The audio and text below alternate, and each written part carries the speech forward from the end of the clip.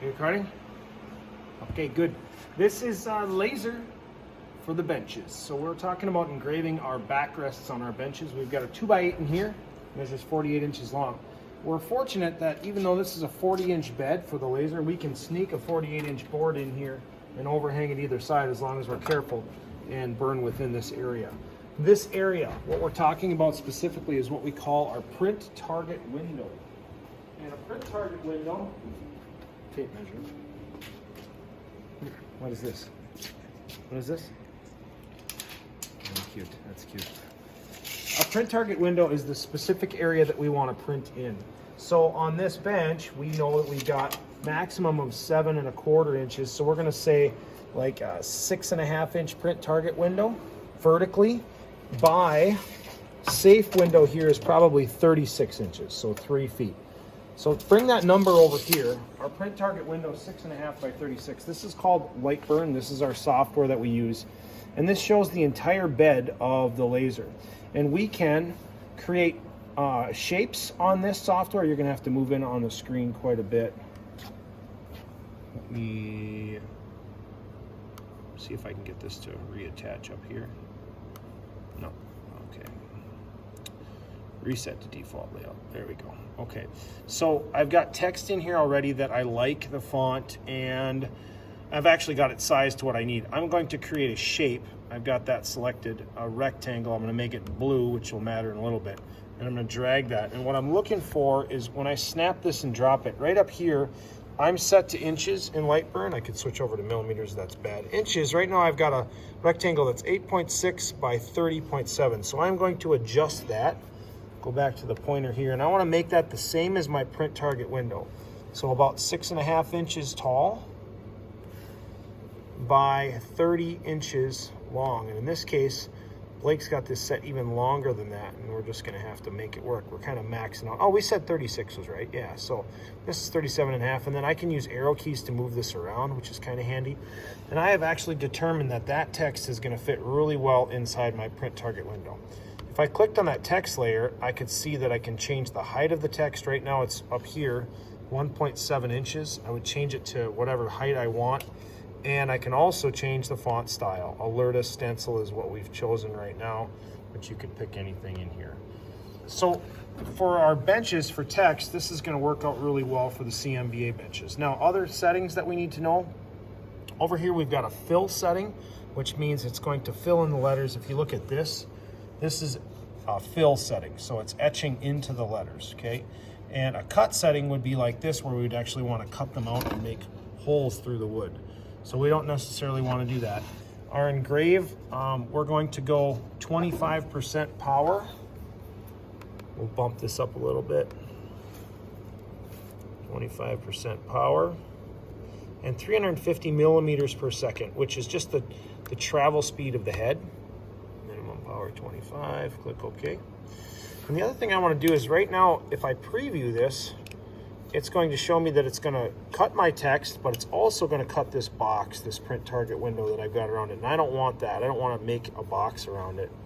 So I'm going to take out where this says line, I'm going to uncheck the output. And so that doesn't do the blue box around it. Now we'll preview it. It's just going to do the text. It says it's going to take about 1 hour and 30 minutes. Wow, long time. So make sure I got nothing else in here going on, but yeah, it looks like that's what it's going to be. So I'll click OK. And then next thing is I'm going to frame this. So we'll have to watch what happens here. But when I hit this frame button, I've got to have the laser connected, first of all. So I need to plug in. This computer is standard USB.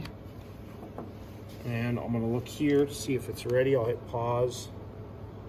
Then if I hit frame, what's going on over here is it's making a frame around the perimeter of my text. So I can actually move this up. Now what I've determined before this is that the laser head's not going to run into the material. I had it up high enough, so I better show you how to do that first before we frame it again. It's really getting caught up. Come over here. This is our interface here, our Rita controller. We're going to hit the ZU button. and that's going to bring up this menu. I've got Z move. Now Z move, it's weird, but the ZU is left or right. And if I hit this, it's going to go up or down. Take a look at the bed. That's down, that's up. Now, maybe it's obvious, but we don't want to crash the head here, okay? So I want to, how do I know how high to go?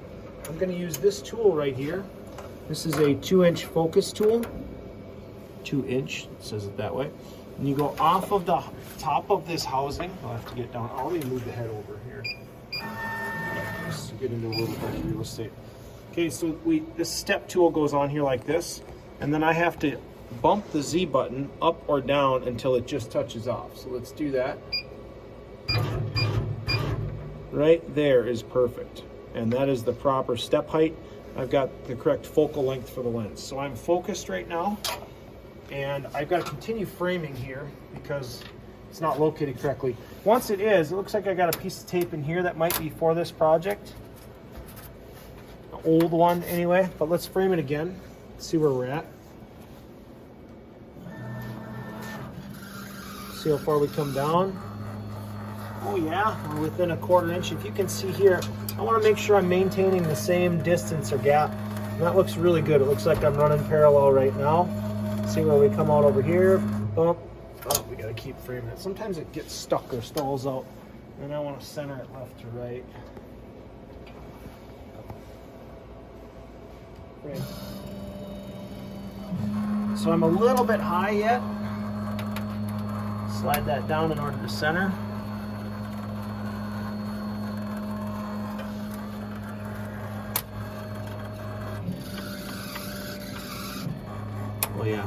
Oh yeah, that's nice.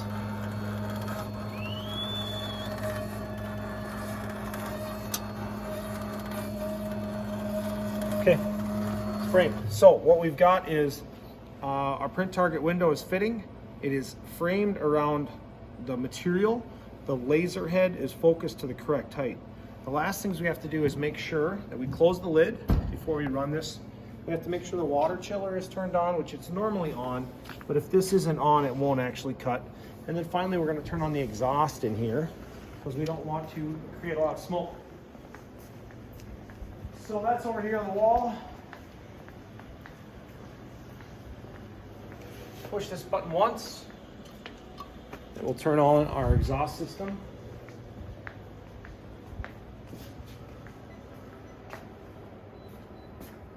Listen, see what the elephant says? He's still breathing in. Wow, that's a big elephant. We're gonna shut this one off though, so that we get most of our vacuum over here. Okay, filled, check. Everything's good. We're gonna go ahead and hit start. Sending the job over here, and that's gonna begin scan cutting. And if we watch down here, we'll start to see this lettering show up.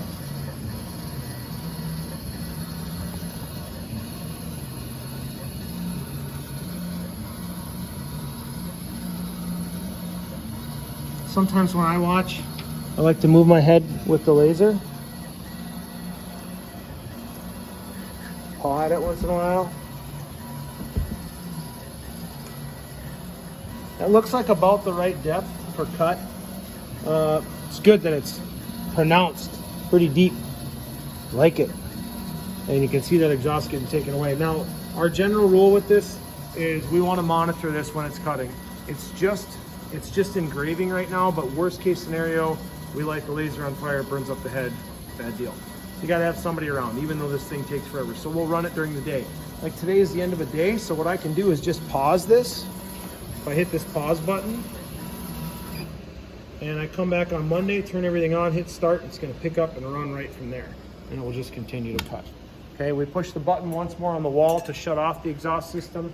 Everything else we can close, or close the laptop lid, put some tools away. That's the bigs for laser engraver. Scene.